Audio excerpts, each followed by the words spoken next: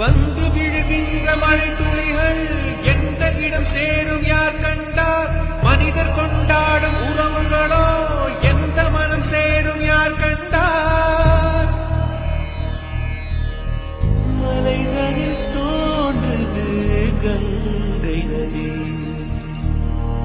அது கடல் சென்று சேர்வது காலவிதி.